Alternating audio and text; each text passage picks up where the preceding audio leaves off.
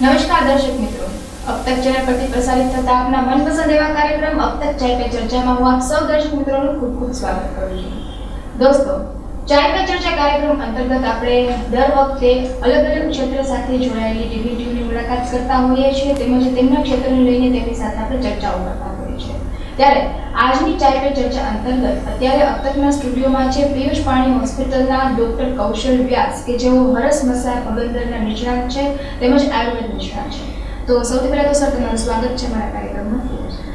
સૌથી પહેલા પ્રશ્ન એ જ પૂછીશ કે હરસ મસા અને પગંદર એ શું છે અને થવા પાછળના કારણો કયા છે?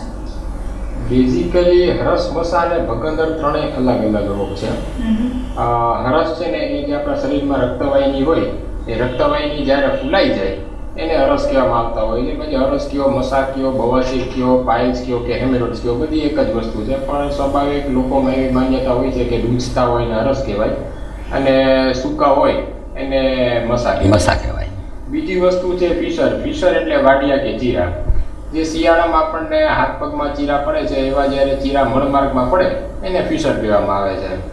અને ત્રીજો રોગ છે ભગંદર. ભગંદર એટલે મળમાર્ગની આજુબાજુ કોઈ પણ એક જગ્યાએ નાનું ગુમડું થાય એ ફૂટી જાય અને વારે ઘણી એમાં રસીનો ભરાવ થઈને પાછું એ વસ્તુ ફૂટી જાય એને ભગંદર કહેવામાં આવતું હોય છે. અને ભગંદરના બે મુખ હોય, એક મુખ અંદર હોય છે ને એક મુખ બહાર હોય.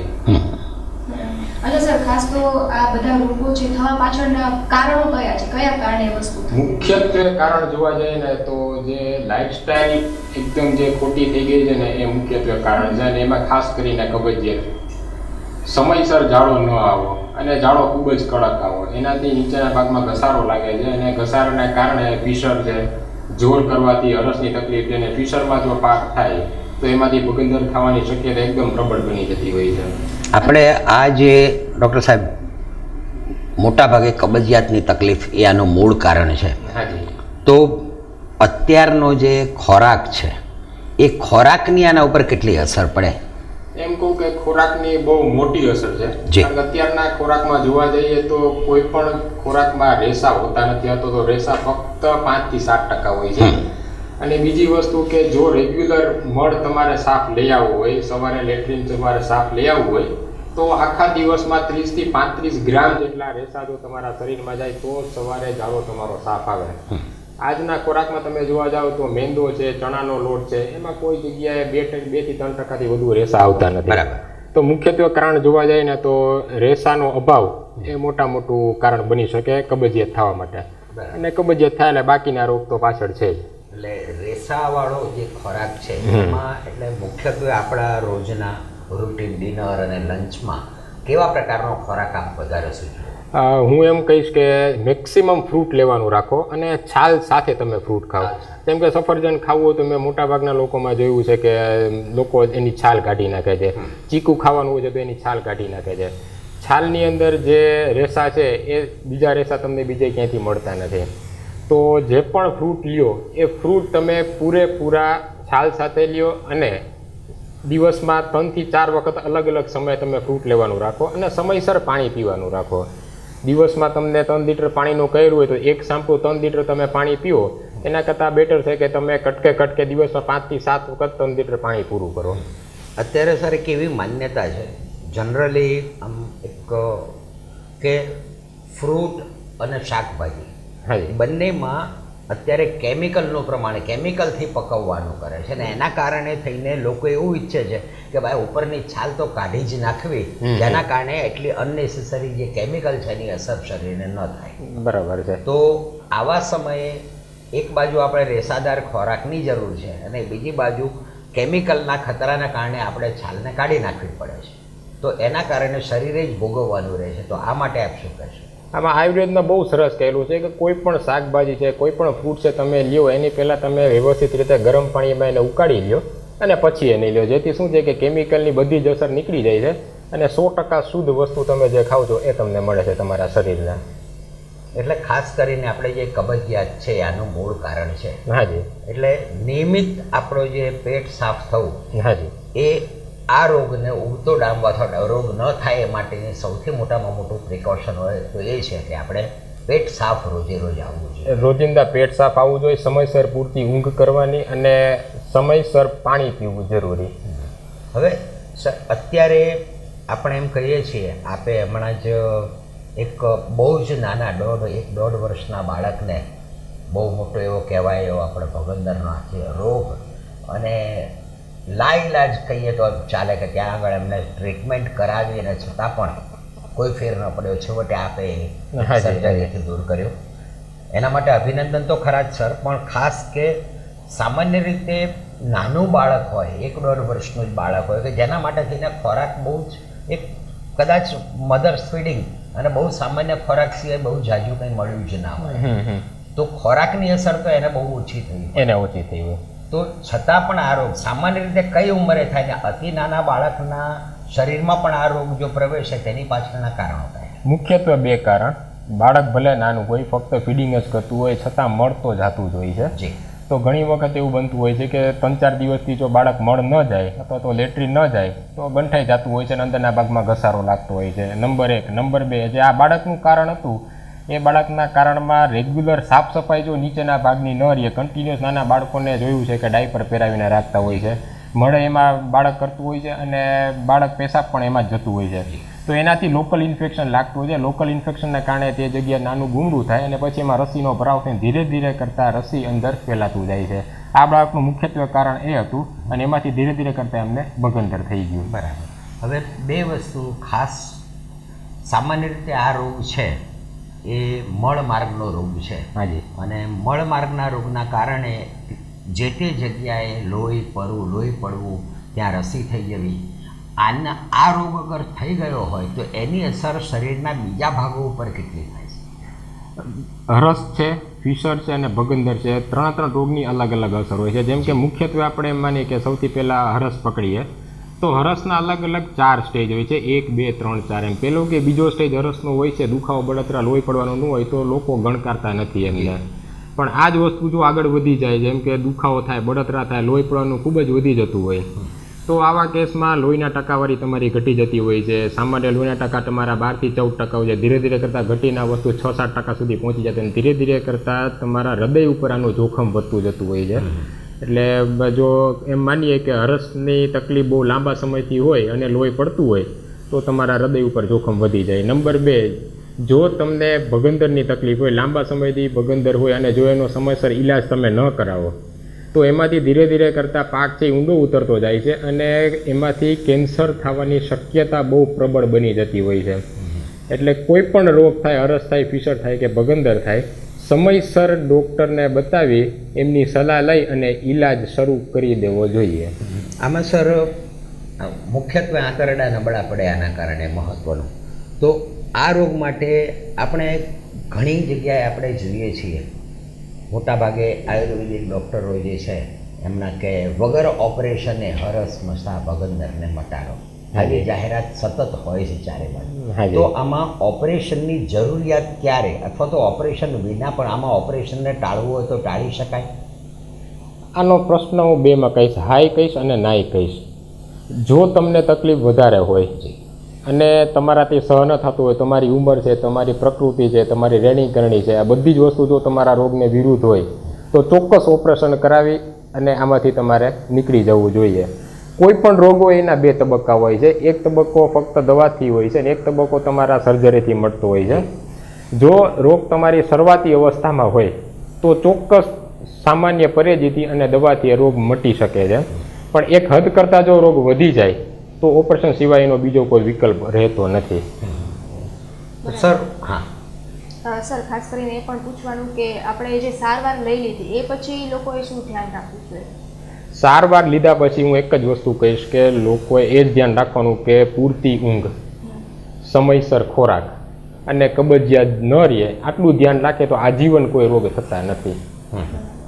અને ખાસ કરીને કયા વર્ગના લોકો તમારી પાસે વધારે આવતા હોય? યંગસ્ટર્સ છે અથવા તો લેડીઝ, જેન્ટ્સ, નાના બાળકો, વધારે કયા વર્ગના લોકોમાં જોવા મળતું હોય છે? વધુ પડતામાં જોવા જઈએ ને તો અત્યારે યંગસ્ટર્સ છે અને લેડીઝને સૌથી વધુ જોવા મળતો રોગ છે. યંગસ્ટર્સમાં તો જંક ફૂડને કારણે જ આ રોગ થતો હોય છે અને જંક ફૂડને કારણે કબજિયાતથી આ રોગની તકલીફ વધતી હોય છે. અને લેડીઝમાં જોવા જઈએ તો ખાસ કરીને પ્રેગ્નન્સીના છેલ્લા 3 મહિનામાં બાળકના વજનને કારણે કબજિયાત રહેતી હોય છે. એનાથી તકલીફ વધી જતી હોય છે અને તકલીફ એટલી બધી વધી જતી હોય છે કે પેશન્ટને ઇવન ફિશર અને એની સાથે સાથે પાયસ અને લોહી પડવાનું પણ બહુ પ્રબળ માત્રામાં જોવા મળે છે. અચ્છા, તો પ્રેગ્નન્ટ લેડી છે એ લોકોએ એની કાળજી રાખવા માટે શું કરવું જોઈએ? તમે શું સલાહ આપશો એમને? એમાંથી હું એક જ વસ્તુ કહીશ કે સૌથી પહેલાં જો તમને આવો કોઈ પણ જાતનો રોગ હોય તો એઝ એ ડૉક્ટર તરીકેની સલાહ મારી એક જ છે કે તમે પ્રેગ્નન્સી પ્લાન કરતાં પહેલાં તમે કોઈ જાણકાર ડૉક્ટરની સલાહ લઈ અને કબજિયાતથી માંડીને કોઈ પણ તકલીફ હોય એનું નિરાકરણ કરાવી લો. પણ એકવાર સમજો કે 5મા કે 6ઠા મહિનામાં તમારું અત્યારે પ્રેગ્નન્સી છે અને તકલીફ પડી છે તો મેક્સિમમ ફાઇબર ખોરાક અથવા તો રેસાયુક્ત ખોરાકનું જો વધુ પડતો લેવાનું તમે રાખશો તો કબજિયાત નહીં રહે અને છેલ્લા 3 મહિનામાં જે સૌથી વધુ તકલીફદાયક રોગ છે એ તમે આરામથી એને તમે નાબૂદ કરી શકો તો તેમાં તમે નીકળી શકશો. અત્યારના સર મોટા ભાગે આપણે જોયું કે સગવડો વધી ગઈ છે ને જીવન બેઠાડું થતું જાય છે. ચોક્કસ. એટલે વધારાની મહેનત કે કસરત એ બહુ ઓછી રહે છે.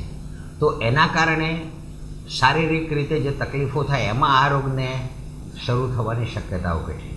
આ રોગને સીધો સંબંધ એની સાથે નથી, પણ અગેન હું એમાં એક જ કહીશ કે કબજિયાત જો તમારું જીવન બેઠાડું છે, શારીરિક શ્રમ જણા પણ નથી, તો તમારી જે પેરિસ્ટાલ્ટિક મુવમેન્ટ જે છે આંતરડાની એ ઓછી થઈ જાય છે. હવે જો એમાં જ તમે વ્યવસ્થિત રીતે કસરત કરવાનું રાખો તો તમારા પાચન શક્તિ સુધરે છે, પેરિસ્ટાલ્ટિક મુવમેન્ટ જે આંતરડાની છે જે તમારો મળ છે ઉપરથી નીચે સુધી લઈ આવે છે એની વ્યવસ્થિત રહેશે, એકદમ નોર્મલ રહેશે, એકદમ હેલ્ધી રહેશે. તો જેનાથી મળ આરામથી નીચે સુધી આવી જશે અને સહેલાઈથી મળ નીકળી જશે. જો મળ સહેલાઈથી નહીં નીકળે તો અગેન એ કબજિયાત આપણે જેને કહીએ છીએ કબજિયાત થઈ શકે છે અને આ રોગનું પાછું જોવા જાવ તો કબજિયાત પાછું મૂળ કારણ છે. હવે સર એક માન્યતા એવી છે કે હરસ મસા કે ભગંદરમાં બને ત્યાં સુધી ઓપરેશન ન કરાવવું, કારણ કે જો ઓપરેશન કર્યું તો એ પછી જે તે જગ્યા છે મળમાર્ગના તો એ છે બહુ આમ ઢીલા પડી જાય છે, જેના કારણે થઈને પછી આનુષાંગિક તકલીફો વધે છે. તો આ વાતમાં તથ્ય કેટલું? હરસ મસાક ભગંદરનો તો મણબાગના કોઈ પણ ઓપરેશન તમે કરાવો બરાબર, એમાં જો ઓપરેશન વ્યવસ્થિત ન થાય અને ડૉક્ટરે થોડી બેદરકારી જો રાખી હોય તો આ વસ્તુ થવાની શક્યતા હોય છે. શક્યતા 5 થી 10% જેટલી હોય છે. અને એમાં જો નીચેના ભાગમાં તમારી જે રિંગ છે જેને સ્પિન્ક્ટર મસલ અમે અમારી ભાષામાં કહીએ છીએ, સ્પિન્ક્ટર મસલ તમારું જો ડેમેજ થાય તો આ શક્યતા પ્રબળ બનતી હોય છે. અને ઘણી વખત એવું જોવા મળ્યું છે કે ઓપરેશન કર્યા પછી પેશન્ટને અમુક બેક્ટેરિયાનું ઇન્ફેક્શન લાગે છે જેનાથી પેશન્ટ અથવા મરડાનું ઇન્ફેક્શન જેને આપણે કહીએ તો એનાથી પેશન્ટ દિવસમાં 5-7 વખત 8 વખત લેટ્રિન જતા હોય છે. પેશન્ટ એવું માનતા હોય છે કે આ ઓપરેશન કર્યા પછીની તકલીફ, હકીકતમાં એવું નથી હોતું, બેક્ટેરિયાના કારણે હોય છે. હવે સામાન્ય દવા જો લઈએ એની અને ધ્યાન રાખીને પરેજી પાડે તો આ વસ્તુ ચોક્કસ મટી શકે છે. બરાબર. અચ્છા સર, ખાસ તો પિયુષ પાણી હોસ્પિટલ છે એના વિશે થોડું જણાવો કે ત્યાં કયા કયા પ્રકારની આધુનિક સારવાર તમે આપો છો? પિયુષ પાણી હોસ્પિટલ જોવા જઈએ તો 1875થી અમારી પરંપરા ચાલી આવે છે. હું 4થી પેઢી છું આમાં અને મારા ફાધર છે એ 1975થી કામ કરે છે હરસમસા ભગંદરનું. મારા વાઈફ છે એ પણ એમડી આયુર્વેદ છે અને એમનો મુખ્યત્વે સબ્જેક્ટ છે ગર્ભાશયની ગાંઠ ઉપર તે વગર દવાએ બહુ સારું કામ આપે છે. હું છેલ્લા 11 વર્ષથી હરસમસા ભગંદરનું કરું છું સારવાર અને છેલ્લા 11 વર્ષમાં લગભગ 5,000 દર્દીઓની સારવાર કરી છે. એકદમ સફળતાપૂર્વક પેશન્ટને રોગથી મુક્ત કર્યા છે અને ટોટલ અમે જોઈએ તો ફાધરના સાથે મળીએ તો છેલ્લા 45 વર્ષમાં 25,000થી પણ વધુ દર્દીઓની અમે સફળ સારવાર આપેલી છે હરસમસા ભગંદર અંગેની. સર આપણે પિયુષ પાણી હોસ્પિટલમાં આપ જે છે આયુર્વેદના નિષ્ણાત છો ને આયુર્વેદિક, અહીંયા આગળ એલોપેથીનો ઉપચાર કેટલો કામ કરે છે? દરેકે દરેક રોગ હોય ને એમાં પેશન્ટને અને ડૉક્ટર જો બંને વ્યક્તિ સમજીને આગળ કામ ચલાવે તો ચોક્કસ આ રોગને નાબૂદ કરી શકાય છે. આફ્ટર ઓલ તમે જોવા જાઓ તો ચાહે એલોપેથિક હોય, આયુર્વેદિક હોય કે હોમિયોપેથિક હોય, રોગને મટાડો કોઈ પણ જાતની આડઅસર વગર એ સૌથી મહત્ત્વનો મુદ્દો હોય છે. બહુ હવે જો વ્યવસ્થિત રીતે કામ થાય, ડૉક્ટર અને પેશન્ટ બંને સમજે તો આ વસ્તુ આરામથી મટી શકે છે.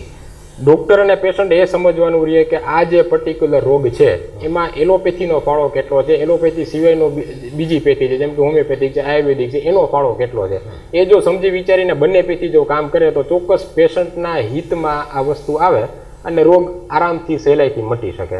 હવે સર એક સામાન્ય માન્યતા એવી છે કે આયુર્વેદની કોઈ પણ ઉપચાર હોય એટલે એમાં પહેલો પ્રશ્ન પરેજીનો આવે છે.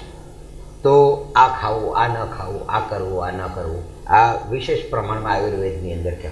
તો આવો રોગ હોય, આવો રોગ થઈ ગયો હોય, પહેલા સ્ટેજમાં હોય, બીજા સ્ટેજમાં હોય કે પછી ઓપરેશન સુધી વાત પહોંચી હોય, તો આ રોગ માટે થઈને પર્ટિક્યુલરલી કયા પ્રકારની પરેજી વધારે જરૂરી?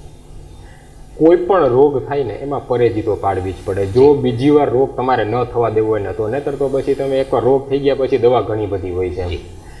પરેજીમાં હું એક જ કહીશ કે પાછી વાત ત્યાં જ આવીને ઊભી રહી જશે કે કબજિયાત, સૂવામાં ફેરફાર, ખાવામાં ફેરફાર, લાંબી મુસાફરી, ગરમીની સિઝન, આ બધી વસ્તુ જો એક સાથે ભેગી થાય તો તમારો જે પ્રોબ્લેમ છે ને એ વધી જતો હોય છે. એટલે જેટલું તમે ખાવા પીવામાં ધ્યાન રાખશો, જેટલી તમારી લાઈફસ્ટાઈલ છે એને નિયમિત રાખશો, એટલા રોગથી નહીં બીજા કોઈ પણ નવા આવનાર રોગથી તમે બચી શકશો.